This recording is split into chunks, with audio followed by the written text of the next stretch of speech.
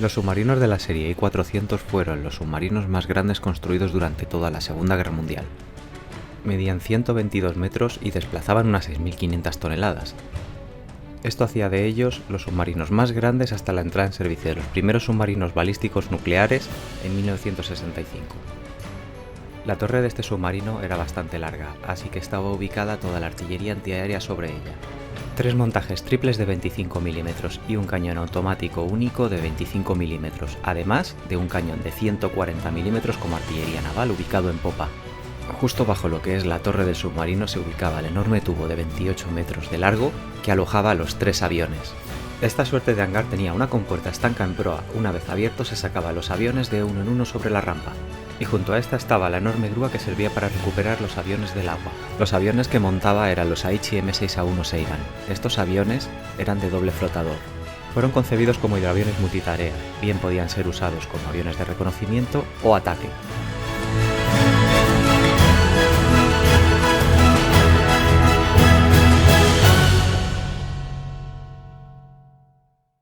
Sé bienvenido a tu canal de maqueteo, soy Luigi1944 y hoy vamos a hacer una técnica específica. Si quieres estar al día de los proyectos que estoy desarrollando, no olvides seguirme en Instagram como Luigi1944.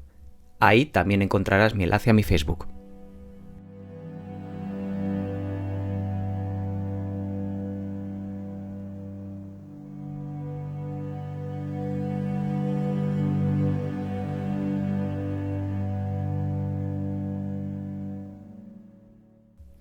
En este primer vídeo vamos a usar una maqueta que estoy restaurando, el I-400 de Tamiya en escala 1:350. Es un molde lanzado en 2007 con una calidad habitual de Tamiya. La maqueta estaba pintada y casi terminada, fue decapada con KH7 y también la he repanelado completamente y añadido el magnífico set de detallado Infini.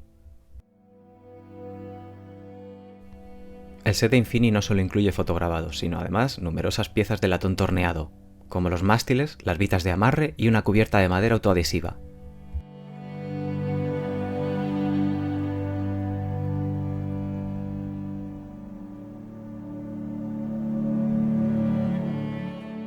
El primer paso que vamos a desarrollar es enmascarar toda la cubierta. Para ello voy a utilizar cinta de mascarar de Tamiya, ya que esta no deja ningún tipo de residuo, y la voy a poner para cortar en cuadraditos. Estos cuadraditos los voy a utilizar con mucha paciencia para cubrir toda la cubierta. Es un proceso largo, pero que tendrá sus resultados al final.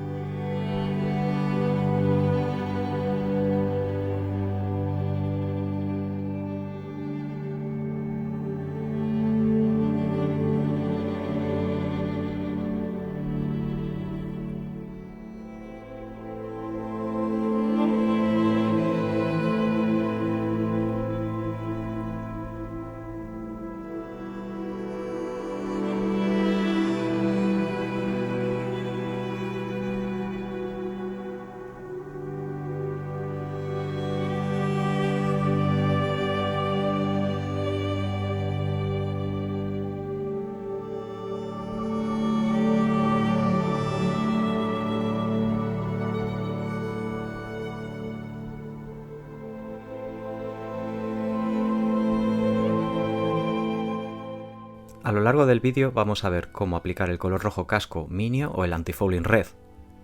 Es un color rojo casco que se utilizaba en la Marina Imperial japonesa, un color un poco más oscuro que el de sus contrapartes aliadas. Así que vamos a generarlo como una capa base. Puesto que no voy a utilizar ningún tipo de imprimación, voy a utilizar alcohol sanitario de 96 grados. Es bastante barato, así que puedo dispararlo tranquilamente a toda la maqueta sin arruinarme. Esto me va a servir para desengrasar la maqueta y llegar a todos los recovecos, ya que toda la maqueta está prácticamente montada.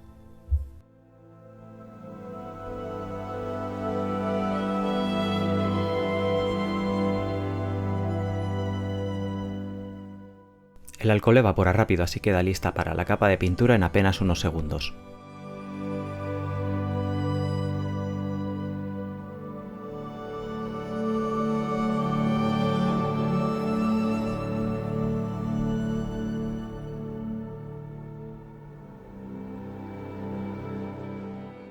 Los colores que voy a usar son de la gama Tamiya. Para empezar, el XF9 rojo casco, así que es específico para esta tarea. Los buques japoneses por lo general usaban un color rojo más oscuro en el casco que los navíos de otras naciones.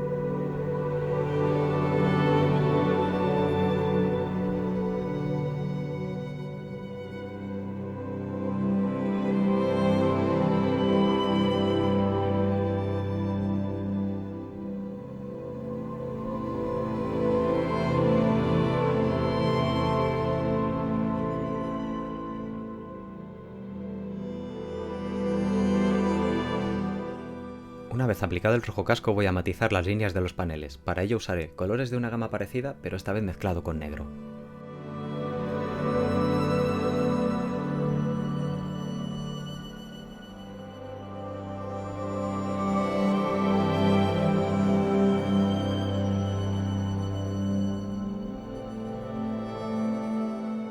Para marcar todas estas uniones usaré una mezcla aún más oscura que la anterior, utilizando esta vez más color negro.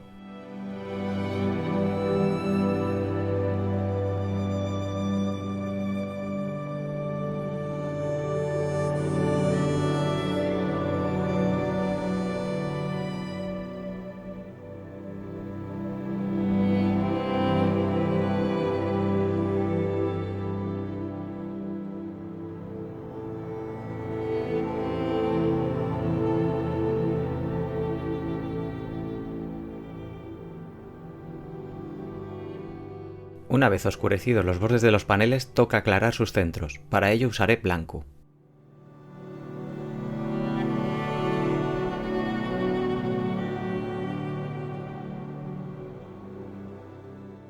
Sin ninguna prisa rellenaré todos y cada uno de los paneles hasta completar este mosaico.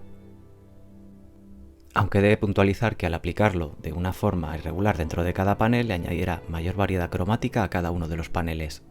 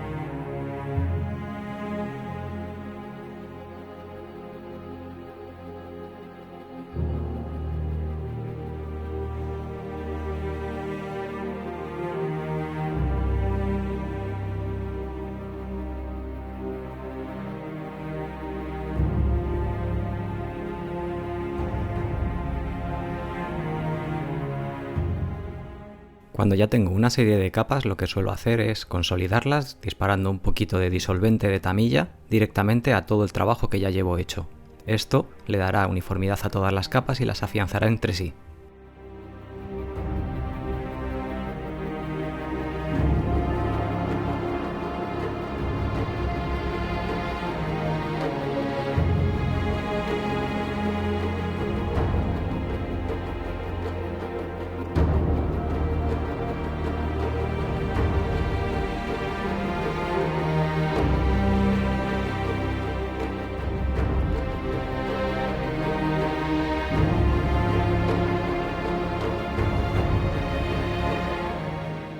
Una vez aplicado el blanco, lo que voy a hacer es matizar el contraste de color. Pinto los paneles de nuevo con amarillo Panzer. Esto ayudará a integrar mejor todos los tonos de rojo y dará variedad cromática al casco.